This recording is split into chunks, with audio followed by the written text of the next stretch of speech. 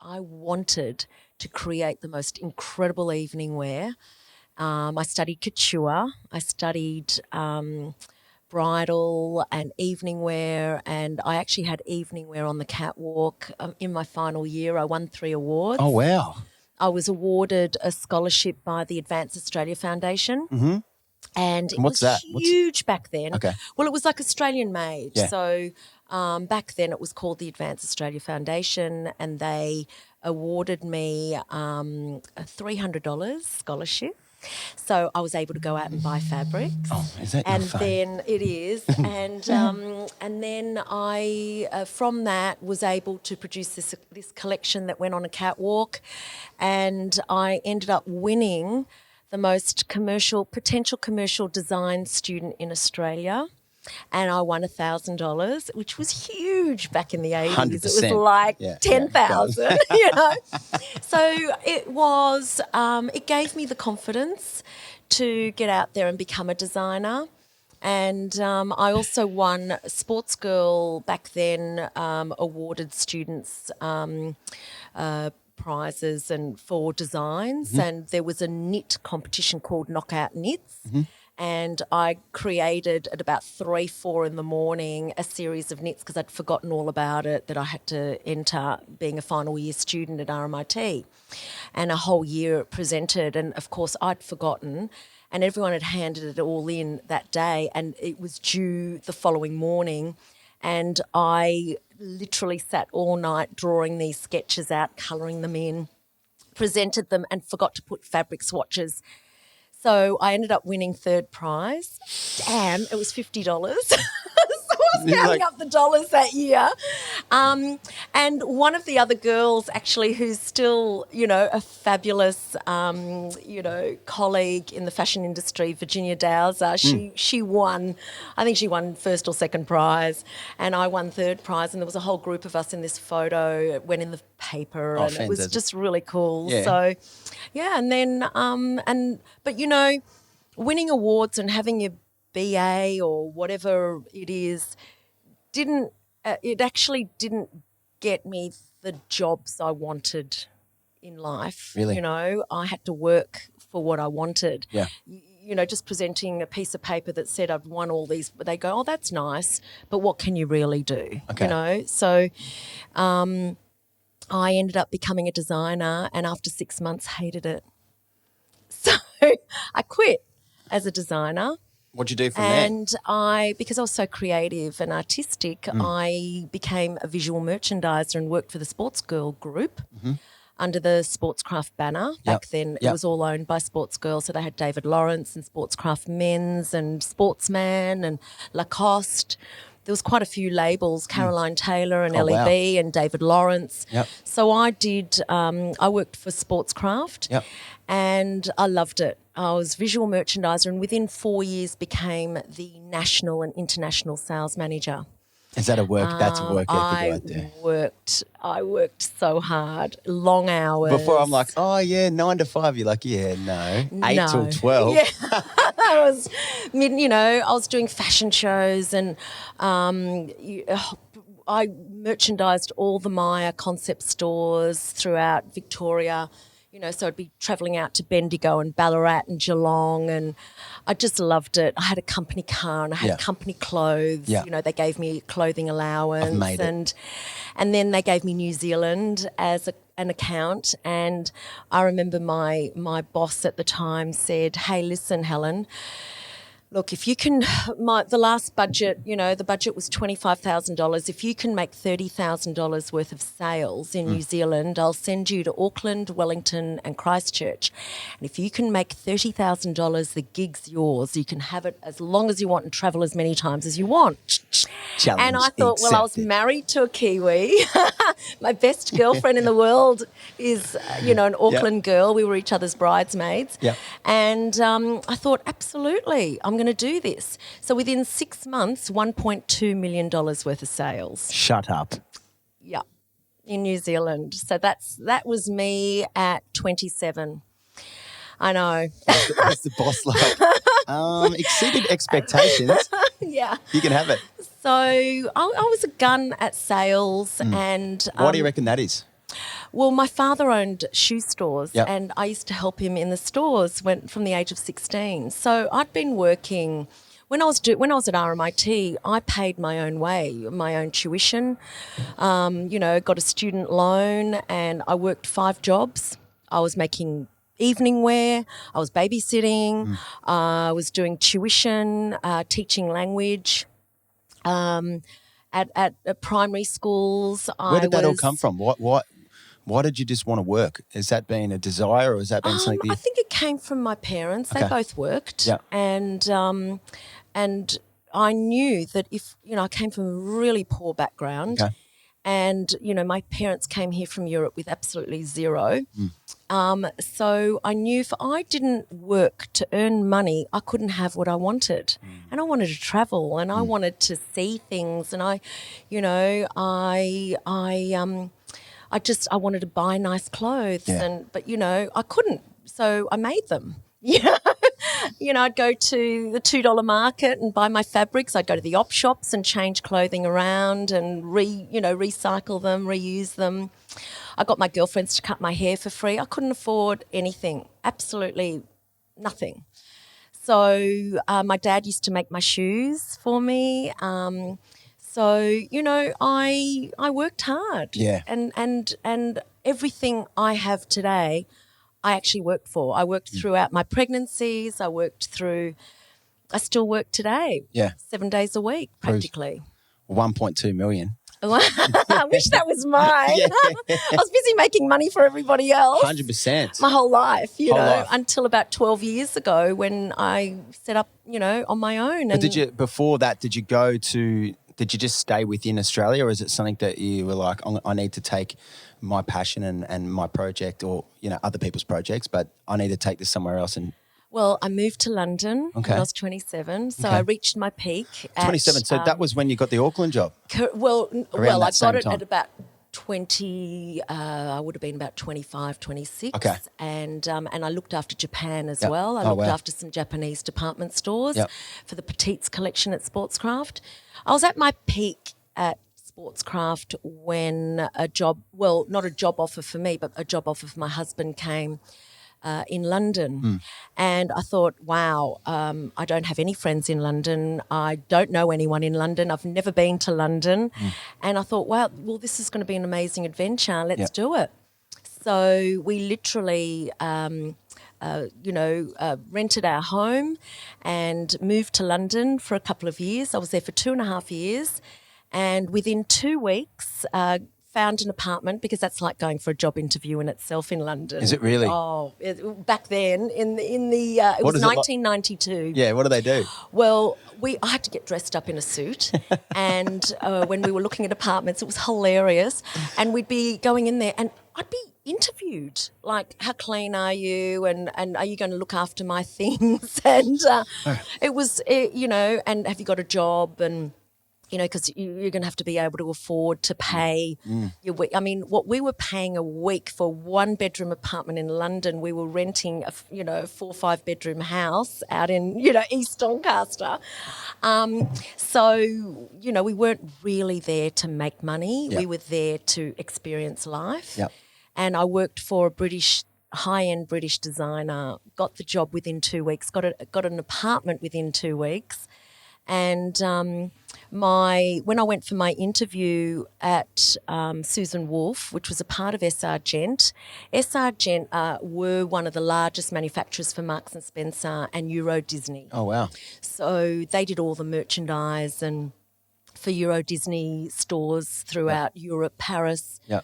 And they were the most incredible company. And Susan, she just looked at me and went, you know what, I don't know what job I've got for you, but I want you on my team. So I started off as advertising manager. I don't know to get a foot in the door. Was. Yeah. And within 2 weeks, I became marketing manager, and I opened 28 stores throughout the UK and Europe. So I opened 3 in Germany, 1 in Belgium, 1 in Amsterdam, 2 in Scotland, Glasgow and Edinburgh, 1 in Dublin, and the rest throughout the UK. What is it? What is it about you? Why? I don't don't know. I guess I was. What is this just trait? What's this thing that burns inside you? I had a drive. I think I needed to prove things to myself. Having parents who were immigrants from Europe. Mum was from Romania and Austria, and Dad from Czechoslovakia. So they worked their whole lives, and I guess I had a drive. I wanted more out of life, and I wanted to experience life. Yeah. And life in London I enjoyed every minute of every day.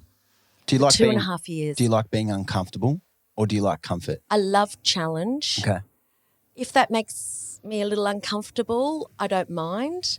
I get that adrenaline rush. Love it's that like rush. going skiing, or riding a bike, Yeah. and you get that exhilaration. Go down a big hill. I just, for me, I thrived on anything that was beautiful, whether it was a scene or whether it was a movie or whether it was a beautiful jacket or a beautiful model. I used to cast models for photo shoots. We shot the most incredible fashion shoot in New York. We flew to New York, and I had a budget, and I stuck to that to the pound, And we used Patrick de Marchelier, who's one of the top photographers in the world, next to Annie Leibovitz and all these incredible photographers. So you're dealing with these people as well? I was dealing with the most incredible, powerful, we used Berry Smithers, who was an up-and-coming supermodel. We used Kevin Akon, who was the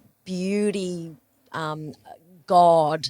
He was the most incredible makeup artist. How do these conversations go when you've never spoken to someone like that? Being Australian in the UK, I got away with a lot because they love Australia. Back then, in the 90s, they loved Australians. I was young. I was humble, but I was fun. Yep. So there was nothing serious about what I did, and working with Susan Wolfe, who was just the most incredible human. I loved her. She was just like my big sister. Yeah. And, we travelled to Sri Lanka and did a shoot there. I'd never been to Sri Lanka before. It's the most stunning country. And we shot in Kandy. The day before we did our shoot, they did a Vogue Paris shoot, and we used their team. Cool. So we had Jane Pickering, who was a stylist, and Neil Kirk, who did the front covers of Elle magazine, and quality. Insane, right? And our model, Saffron Aldridge, who was a nightmare to work with. Okay. She was the Ralph Lauren girl and the Clinique face, and she was so beautiful. But we were on this island and, doing this shoot. And the day before, our photographer got arrested.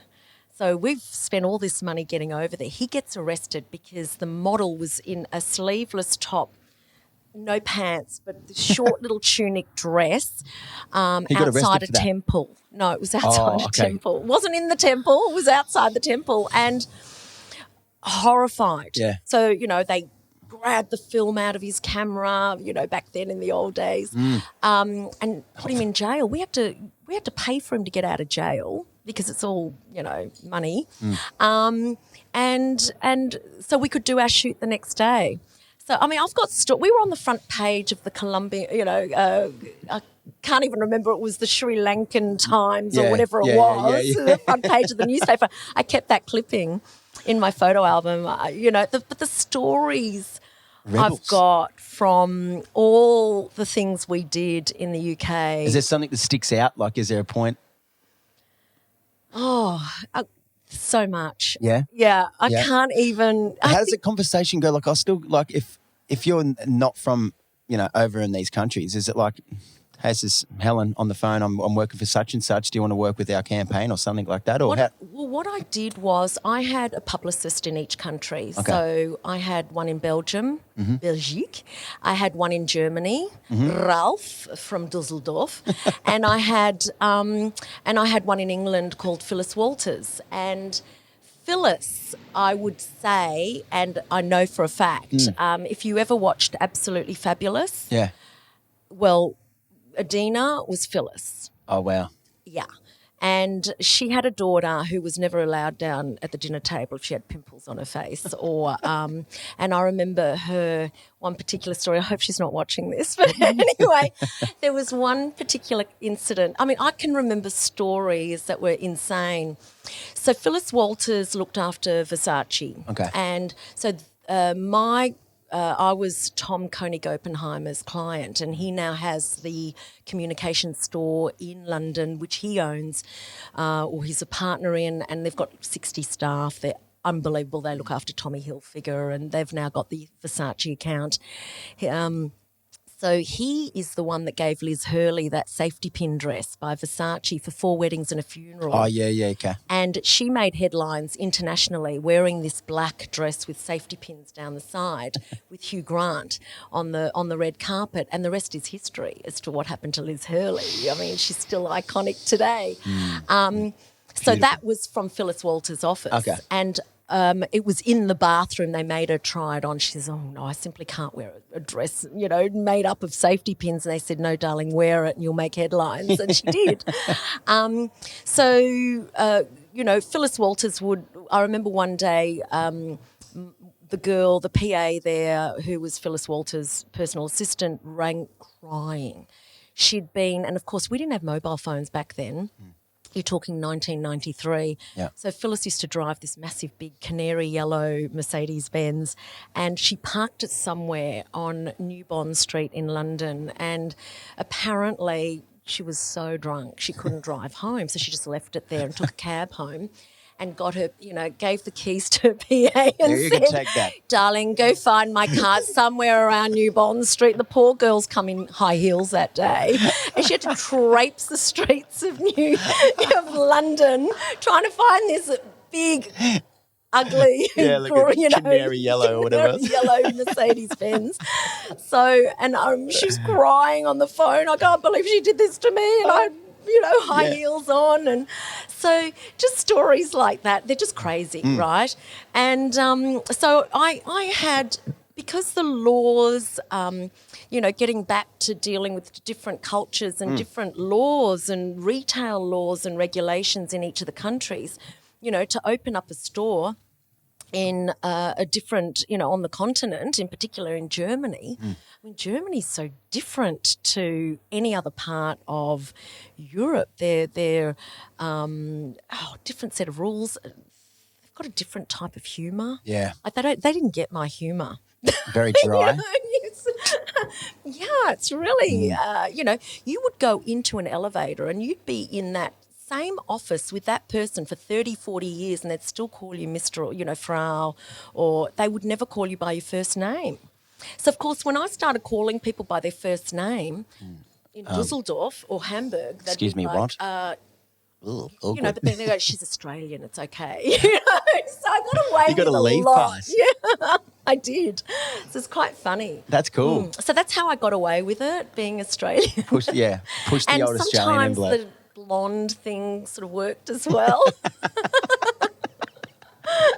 I know that sounds awful, but you got to play on the strengths. I just, really? Oh, I didn't know that's what we had to do. Sorry. Oh, sorry about that. So I got away with a lot, and I literally got what I wanted in the end, as far as, work to be done, or, whether I was doing launches. I mean, we were doing fashion shows in London. One amazing fashion show that I did was in Knightsbridge, our Knightsbridge store, which was huge. Yeah. And I remember I worked with Phyllis Walters and her team, and we had all these celebrities, English celebrities, attending. Don't even ask me their names because I can't even remember now, but I've got photos.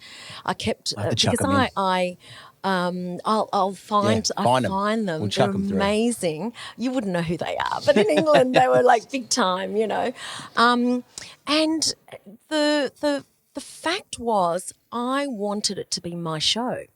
So even though Susan Wolfe obviously played a massive, it was literally her show, but I wanted it to be the way I saw it, because I'm a visionary.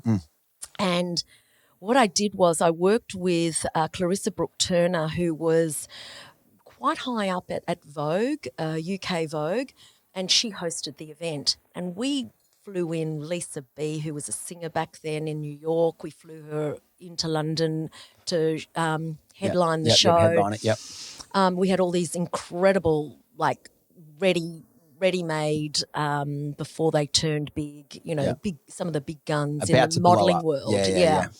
And so it was more cost-effective, of course. Anyway, and I remember standing there and watching Phyllis Walters work the room, and if they were not attractive, they would be seated at the back of the because, of course, it's all being videoed.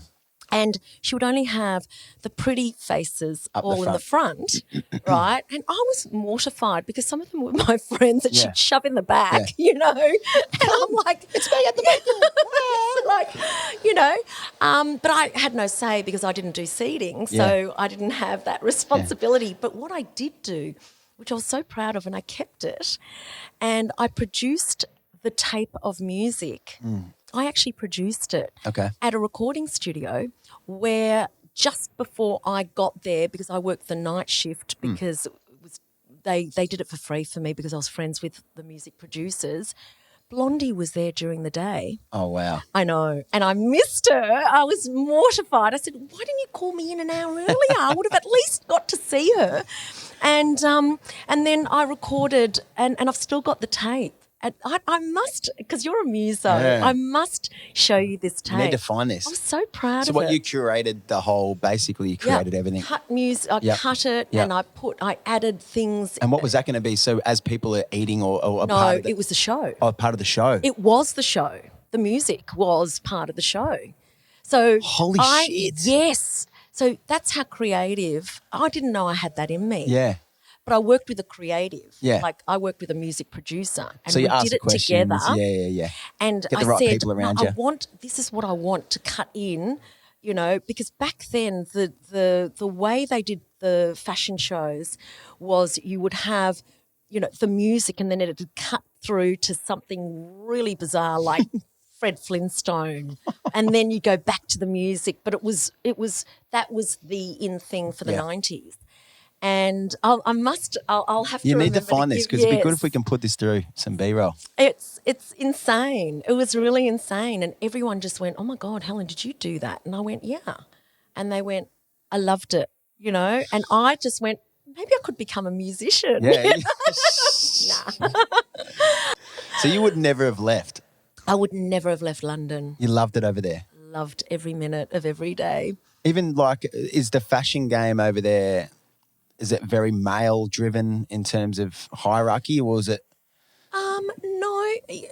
Back then, look, I don't know what it's like today because I haven't lived there since 1995. But you're eating my my Vicky's Vicky. So good. Gingerbread. Mm-hmm. It is delicious. Mm. I found I loved the fashion world there. It was a lot faster than Australia. It was it was almost ahead of its time. By the time when I came back to Australia, we were a little behind, by 6 to 12 months almost. Oh, wow. Back then. Yeah. Now it's so disposable. I mean, we get fashion straight away. Yeah. We Things change pretty quick too. Things are turned around within 6 weeks. Yeah. You've got, Bang. product that can be turned around very quickly. Yeah. Social media does that as well, internet. Absolutely. We're accessible. Yes. What about the move? I'm interested when you have everything there, you've come from Australia where you've done great things and then you've gone overseas and done great things, and why come home?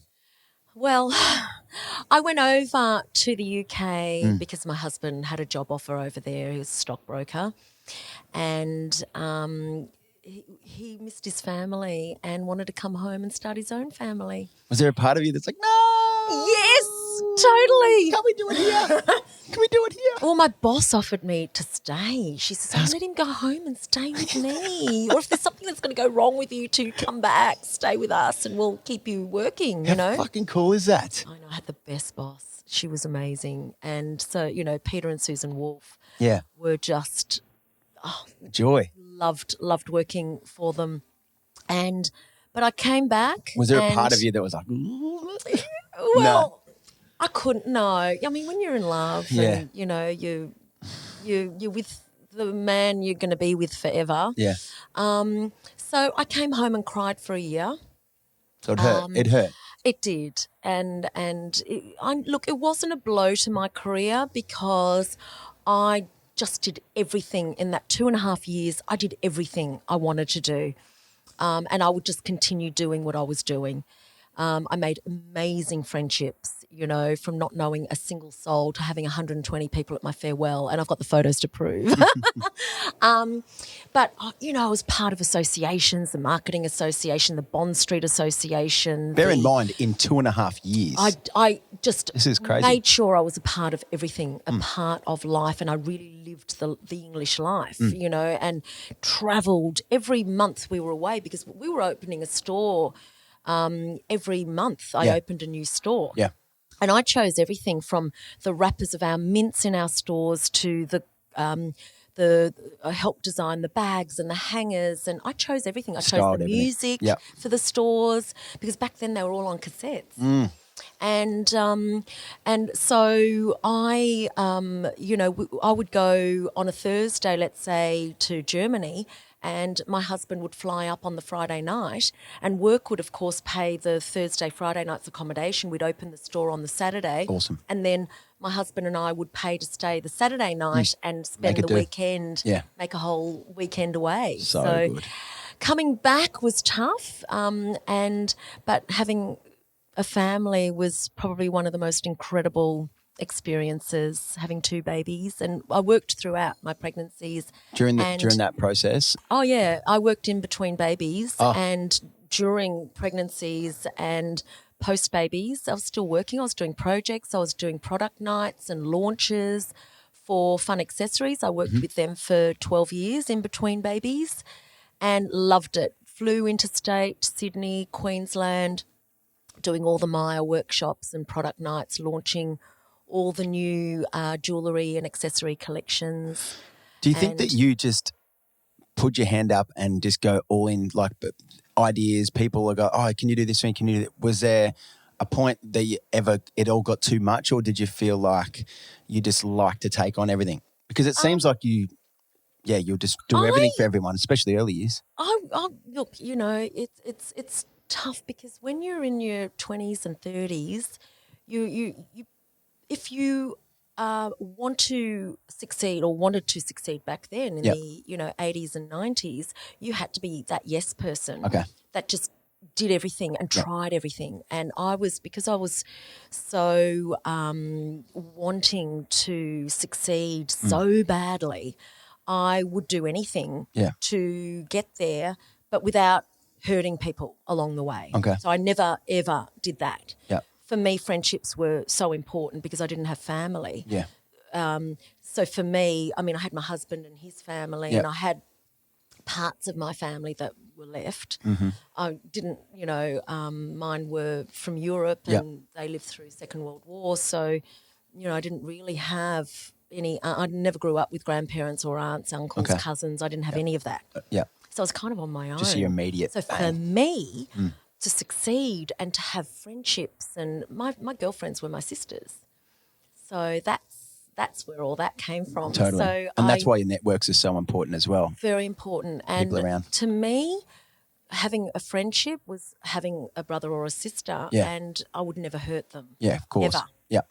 So that's how I lived my life and my career. Never stepped on anybody to get to where I wanted to be. Do you think that's a byproduct of maybe because some of your questions that you answered on during this week, and you were talking about maybe growing up and you copped a fair bit of bullying as well. Do you think that has something to do with how you're all in come your business years? And it's like maybe not a point to prove, but when you have so much bullying and so much of that on your shoulders when you're a young person, when you get a little bit older, it's kind of like, I need to now prove this, not just to other people, to myself, that I've got value as well. 100%. I was so badly bullied. Which I can't believe. Oh, really bad. Really bad.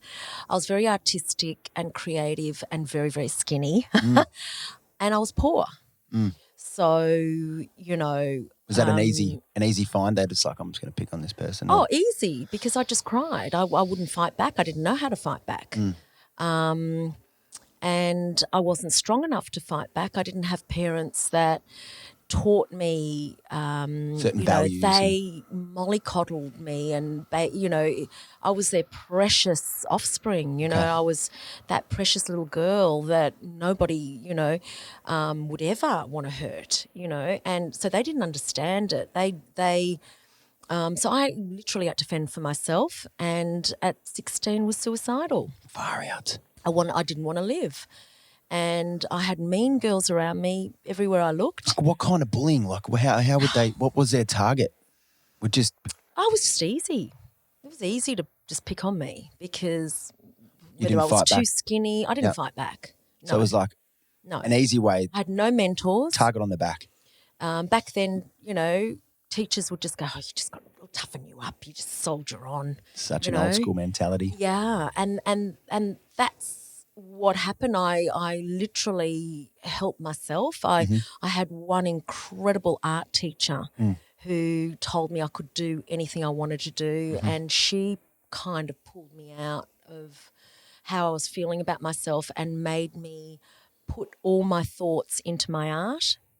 And I got high distinction for art and did really well out of it, and that's how I got into fashion at RMIT. Is that the focus, or was that your focus, especially when you're going through so much bullying and suicidal thoughts?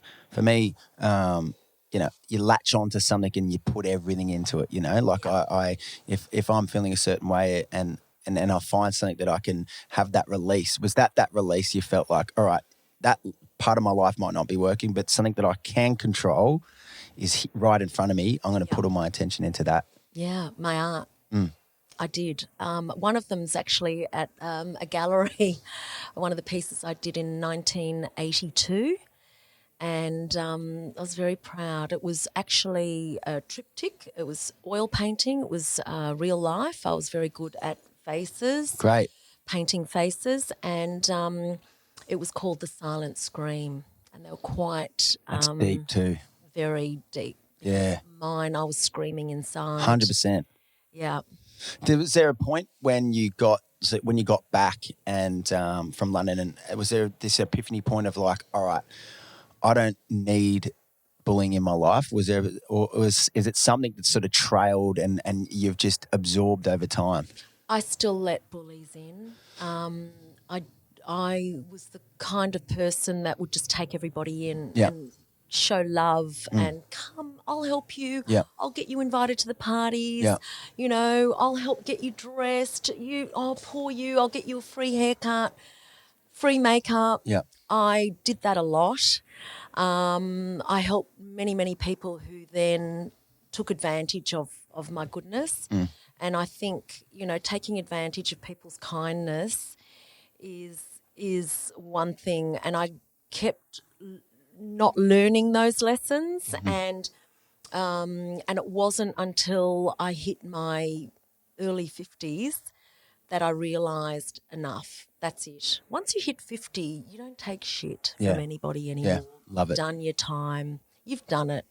And, the fact is I still love people. I still respect people, but I treat everybody, always have treated everyone the same. No matter who they are. And, I would walk into any function, any space where there are so many people working, from lighting to, cleaners to set designers to models to everyone gets treated the same. That's how it always should be. Has. 100%. I've always been like that. And when I walk in, I'll have people that are working the room come up to me going, oh my God, Helen, you're here, and it makes me feel good because I know that I have never differentiated. I didn't give a shit if someone was, a $40,000 a day model or, the photographer or the stylist, makeup artist. Yeah, doesn't matter. Someone that was cleaning shoes, they all got treated the same. Yeah.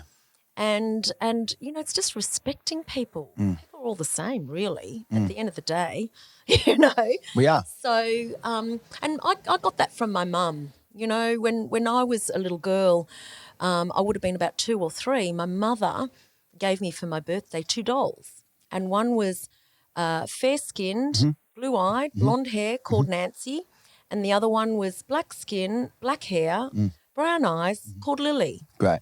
And I had these 2 dolls, and she would say, "Darling, they're both the same people. Yeah. Treat them the same. Do not make any difference between the two. Yeah. You know, you treat them the same." So for me, it's been brought up. You've been brought up like that. That's why I treat everyone the same. I've always have, and you know, I've always instilled that in any of my students, anyone that I mentor. You know, you treat everyone with dignity and respect, self-respect as well, and you'll always be treated well in life, you know, and you'll get what you want in life. That's within reason. And people would do things for you as well if it goes both ways. It does.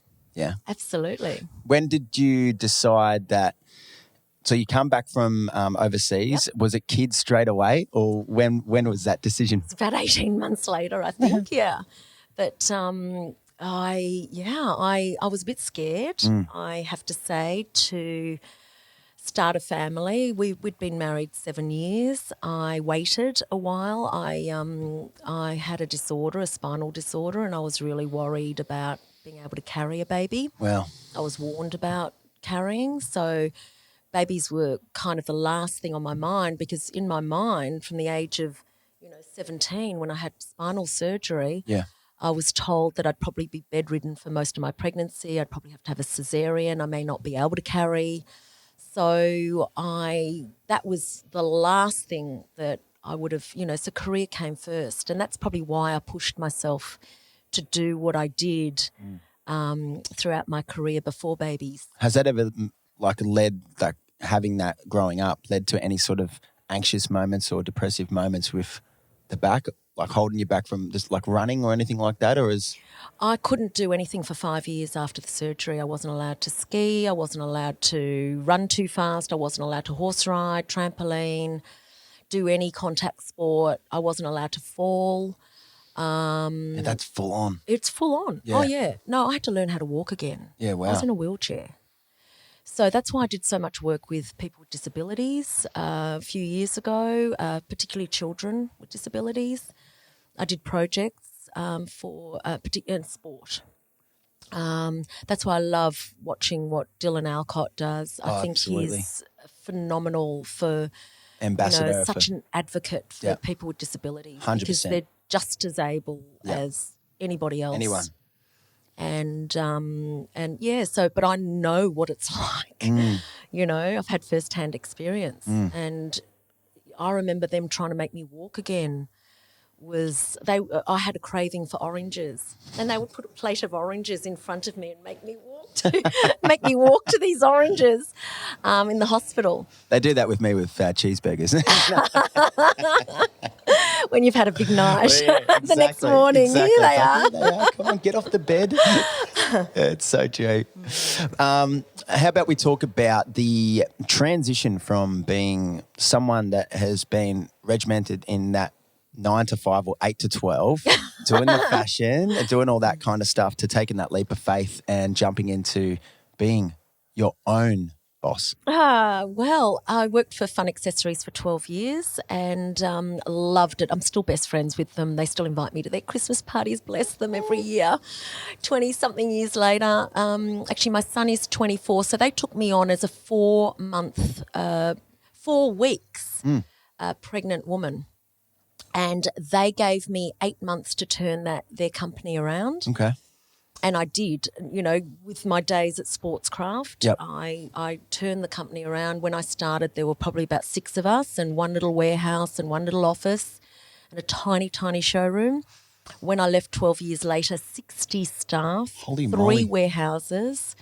I remember I would walk into the workshop and one of their main office, and they go, "Oh my God, here she comes! Oh my God!" And that's where I got the name Hell Reizer, because Hell Rise and Shine had walked in the building, and the Reizermeister would be giving them orders. So I had all these nicknames, Because I would, I'd go to because of course with all my work with Sportscraft, I had all the affiliation with Myer and David Jones, and back then, Di Maru and all these incredible buyers who might have left Myer and gone to Portman's and Sportsgirl and Suzanne and Jackie, Jackie E and all these stores I was selling to. And when I got in there, they were in one, two sides of a spinner in Myer and the jewellery department.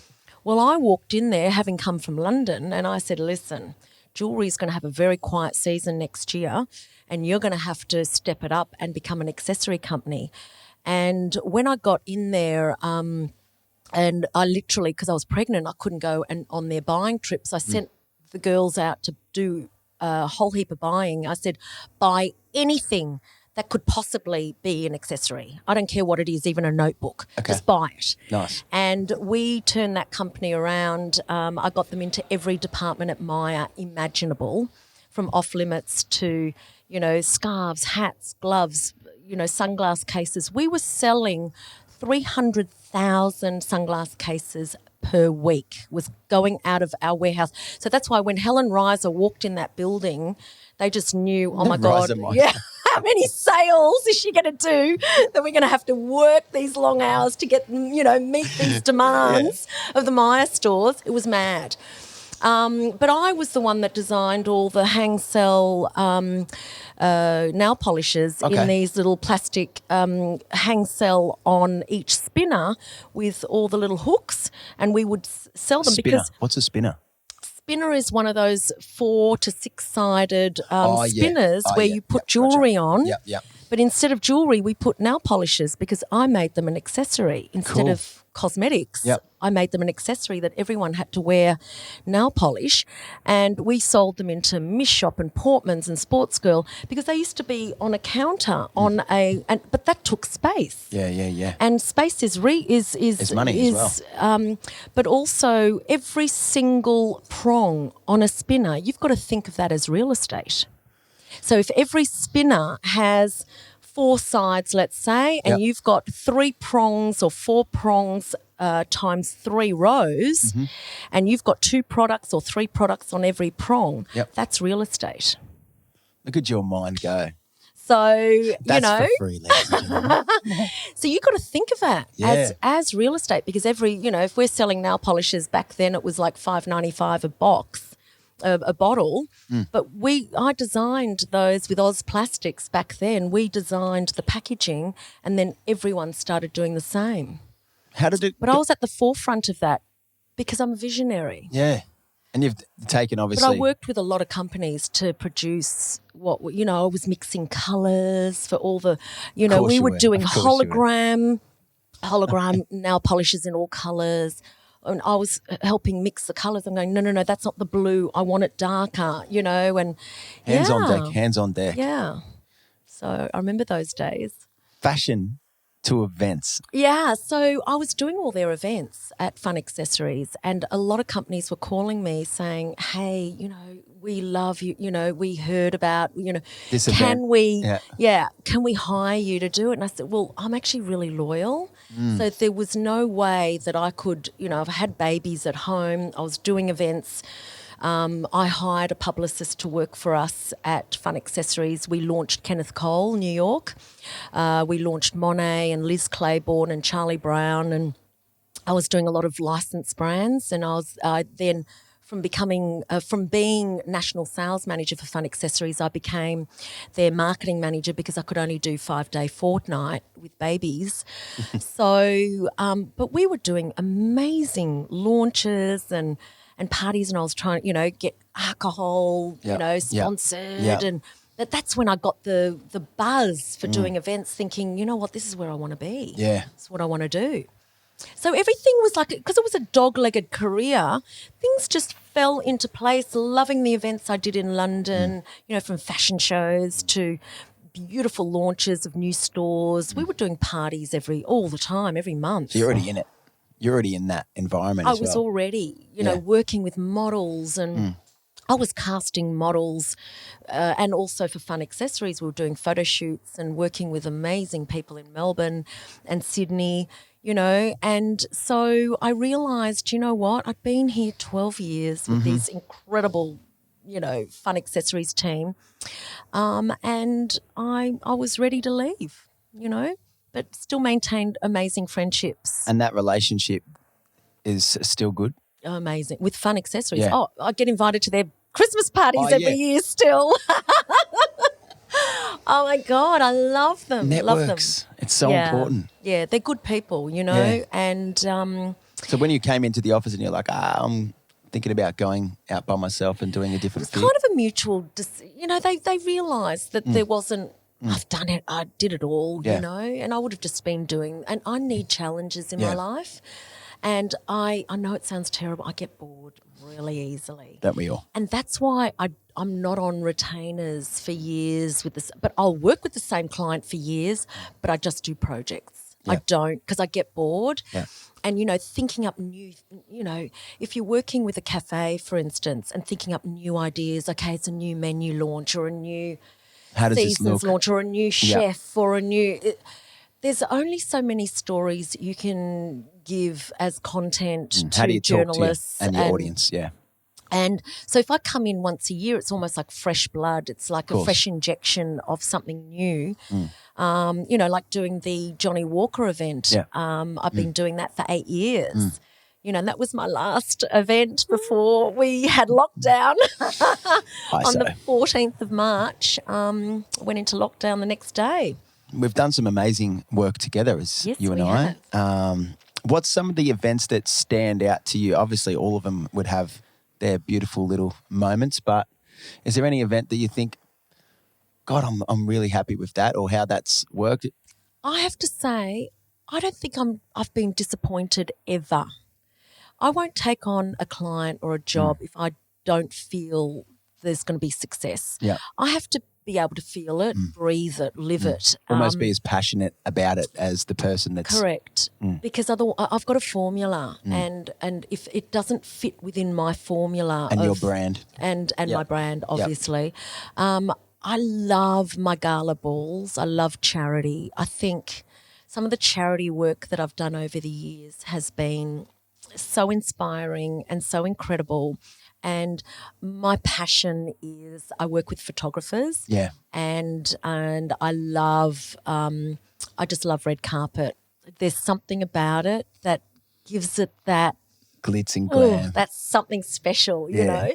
And, you know, my thing is when I do events, it might be halfway through the night and I've finished doing a media wall, whether it's photos, whether it's vox pops at the wall with videographers, you know, and I finish with media. I then step aside, I go to a corner of a room, and you'll often see this, and I look around and I see people engaging in conversation and I see them eating and drinking and listening to the incredible music that we've all selected as a team, you know, or watching the entertainment, and I just take one look around and I get this buzz and I look at everyone and I just go, my job's done. Yeah. This is my feel-good moment. Yeah. And How that good's gives that? me the best pleasure. It's like you being a performer. You know, you stand on that stage and you're looking at everyone clapping and just Amazing. oozing love for whoever's on that stage, Oh, totally. you know. It's an amazing feeling. And dancing and really feeling it and feeling you. What a buzz that must be, I get buzzed out by even doing the gigs where they don't give you an applause or anything like that. I kind of, you know, Because even you're when we're enjoying. background, because you just love it. Yeah. I could play to 20 people, 30 people, 5 people, you know, 1,000 people. It doesn't really matter. You know, when you're in that zone and you're locked in with your other mates there that you play with, it's kind of like not relevant. Even though you love it, it becomes not relevant, the space, because you're just in your zone and you're in that. So you don't really see how many people are out there. Yeah. You take a minute to absorb it. Sometimes you just get lost. You get lost in the music. You get lost in the event, and it's a beautiful thing. All right, I sent some questions through to you this week, and it wasn't this week, but we'll say it's this week. It was a couple of weeks ago. I know I was a bit slow on the response. I do But that's apologise. all right. Everyone is. You're not the only one. Everyone is. Good. Danielle, Lukey, all of us were like, Luke was actually pretty quick, but yeah. And in the questions, I spoke about just a couple of life lessons, if maybe not so much about your advice to your 18-year-old self just yet, but what are some of the lessons that you've learnt along the way that you find you look back now and are so valuable and so important to how you live your life in the 2020 version of yourself? I wish I knew what I know today. Mm. I wish I knew that in my 20s. But I guess you need to make mistakes along the way, which is okay. It's normal in order to get to your to be able to better yourself and become stronger, greater. Did you fear that element early days, or do you feel like it's always been a part of you? You're not scared to fail? No, I wasn't scared to fail, but because of maybe the way I was brought up, failure wasn't an option. Okay. So you fail, you get up, you brush yourself off, and you do it again. Yeah. And if you fail, you get up again. And do it again. Yeah. And but what I found, what was happening was not only did I do it again, I got better at it. I got better at failing too, because there's a difference between failing and really effing up. And failing, knowing that you've made that mistake, catching yourself as you fall, as you get older, and go, no, own up to it. Yeah, totally. And, I've always, if I do something that doesn't sit right with people, I'll always own it. And, or if you do fail, you want to know, or if you've done something that may have upset someone, or I want to know so I can better myself as a person. Totally. And if that person just shuts you out and won't tell you what it is that you've done wrong, I have done that to people, and I regret it because it didn't help them become better people. 100%. It's like when you don't get a gig, it's like, oh, why didn't I get that gig? Oh, because you're not the right music for me. Oh, what kind of music did you want? Oh, I was looking for someone that's more in line with the jazz vibe, or blah, blah, blah. And then you're like, okay, cool. Do I include that into my skill set, or do I let that pass, Because it's not what you love or passionate about. And that leads me to my point we were talking about earlier on, where you were like, understanding your capacity on what you want to bring in. Do you think that is something that you live by now, and like who you want to bring in and what you want to bring into your life more so than you did early days? 100%. When I was younger, I was a people pleaser. Yeah. So my biggest fear was someone not to like me, and so I would be doing everything in my power to make people happy. And I still do that for a living. I make everyone happy for a living. That's what I do. Yeah. It's like you do the same thing. Yeah. So we're on the same, we get each other. And that's why I work so well with artistic people, because we get it. We make things or do things or create things that make us happy and make others happy, everything. So if I do an event, I'm making the venue happy, I'm making the bar staff happy, everyone's got jobs, from photographer to videographer, the lighting guy, the staging guy, the set designer, the stylist, the models, the host, the sponsors, the sponsor, the alcohol, everyone gets a gig. Everyone is happy. And I'm the facilitator or the executor that makes sure that everyone is happy. Totally. And if they're not, they need to know, I need to know why they're not happy, or so I can actually do it better next time. Exactly right. Because you're only as good as your last gig. Exactly. As you know. I mean, that's what we're taught, right? Exactly.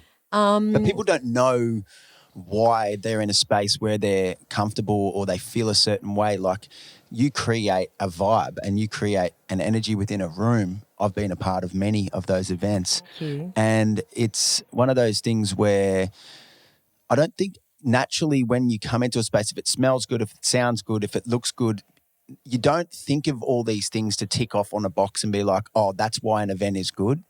There's certain people that are able to just naturally do something within a room and create a vibe or an atmosphere that people, it won't even click. They'll just feel a certain way. And I think you do that really well. You go into your event and it's there's no actual thing. It's just like a nice little touch, and then through the whole room, there's all these beautiful splashes of your layers that you put onto your events, and I think that there, and same with anyone else that does their job well, is they are able to not just execute one thing, they execute a combination of all things, and they all layer up and they all add up to this beautiful, whether it's an event or a beautiful, whatever the thing may be. But it's not so much worrying about just executing one thing. It's how your staff are treated, how it smells in the room, how it sounds in the room, how using all the senses. All the senses. I do use all the senses. You do that really well, and it's something that I've noticed. Thank you. And I think that I wanted to say. I get told that. I get told that a lot. I think over the years, I really I make sure that the people I invite are relevant to the actual event, whether it's a launch, whether it's food related, whether it's music related. So guests, number one, have to be so I curate guest lists for a living, and I make sure that I have good people. Totally. For each event. And again, using all the senses, it's what I want every single person that walks out of an event to have felt something, seen something, heard something, tasted something, touched something, whether it touches their heart or whether it's something, fabrics and everything. I mean, things are going to be different now post-COVID or, the new normal. We're not going to have the grazing tables we used to have. We're not going to – it is going to be different. Invitations will be different. I'll be writing them out very differently now. We're going to be very mindful of still making people happy in the new normal that, events are going to be a part of. And that's an exciting prospect because it's a challenge. Another challenge, and it's a creative challenge. It's a creative challenge. You've got to think of catering. We're not going to be putting our fingers on trays anymore. It'll all be either toothpicks or little spoons. Yep. It's going to be very different. It's going to be very different. I'm excited by how things are going to look, but also by the opportunities of small scale to medium scale events. I think that there's going to be a lot more of that. People are going to have guests at home that they know there's going to be 50 to 100 to X amount of people. So I think private parties and events are still going to go, if not more. I think they're really going to elevate. So people are going to feel safer. And if they're hiring an event space like at Lucky Penny upstairs. Where we are, thank you very much, Lannis. In South Yarra. Chapel Street. I think, we're going to know that, it's going to be hygienic. They've got a thermometer downstairs as you walk in, and they, encourage people to have the COVID Safe app and have their phone with them. So that'll all be on the invitation. If they're not feeling well, please don't attend. Yeah. I'd say festivals and music concerts will be the same. If you're feeling unwell, hopefully you'll get your money back if you can't attend. Yeah. So things, but again, it's new challenges. We've had challenges our whole lives, and as you were saying before, picking and choosing who your tribe, your community of people around you is going to help you. Well, I create events, so I have good people around me that help me and support. Make my events incredible, like having great musicians that can come and perform, or, great photographers that I work with. I work with incredible models and influencers, but good influencers. Yeah.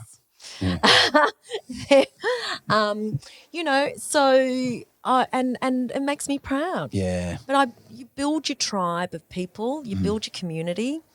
And if there's a quote, I will quote Tamara Wright, who's a transformational therapist who I love and admire. And she says, if that person does not bring you joy in your life, then why are they there? Fucking voila. But I've got many quotes that I love. That was the other and one I you told me use. before. Oh, what was it? Tell me. There's another one that I love, and that About is advice, someone's advice. oh yeah, well I have to put my glasses on for that one because I like to quote it word for word. That was a bloody ripper. And it says, if you wouldn't trade places with them, stop taking their advice. Because everyone gives you advice, right? 100%.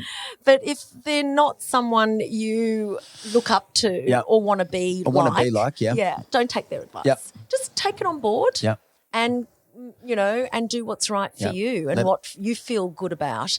Another one I always say, and, I have learnt throughout my life, and, now I'm in my 50s.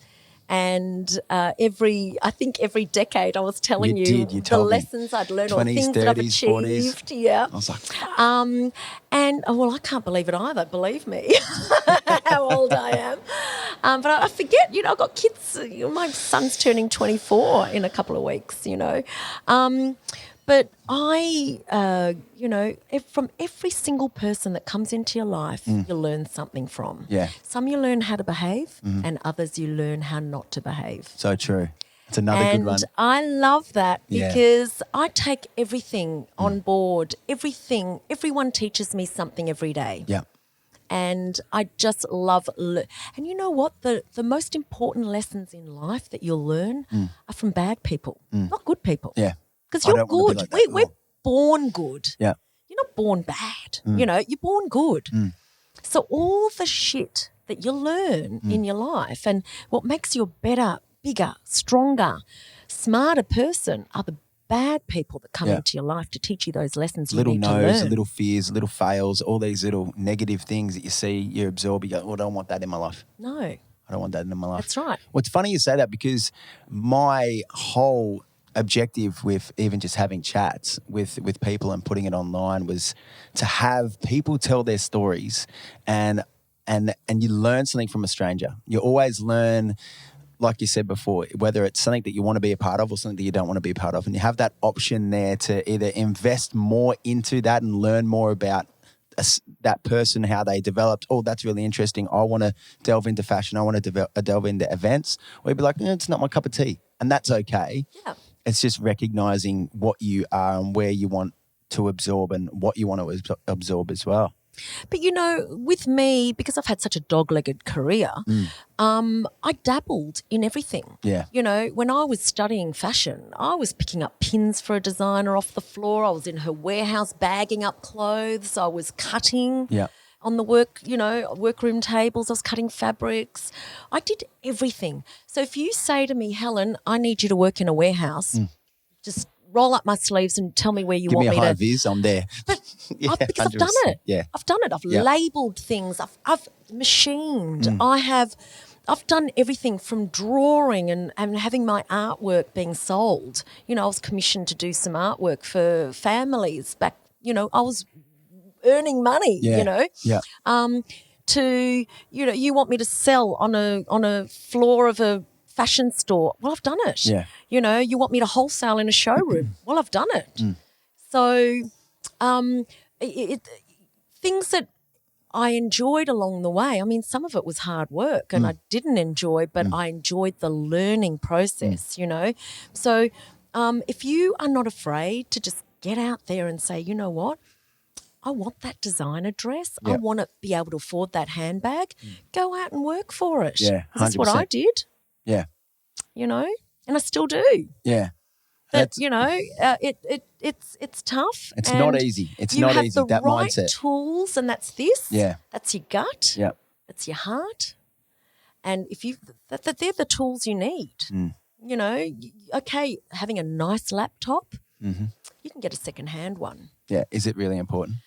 It's not. You've got to have the right tools within yourself in order to get somewhere. Are you good at self-evaluation?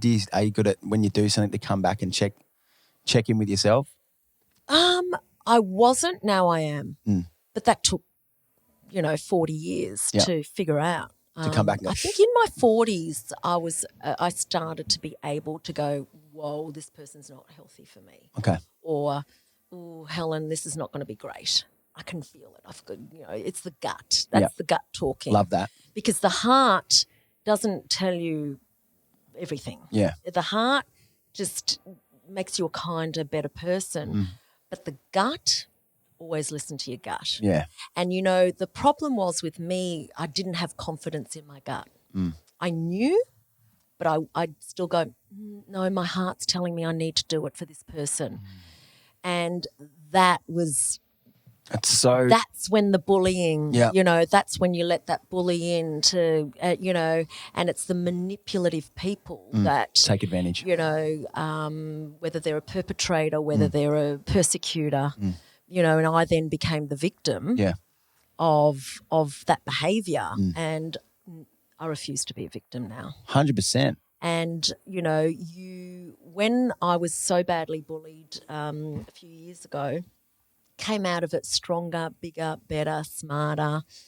But what happened was I changed my mindset from victim to target. I was a target, not a victim, because I didn't have that victim mentality anymore. But it took a long time to figure it out.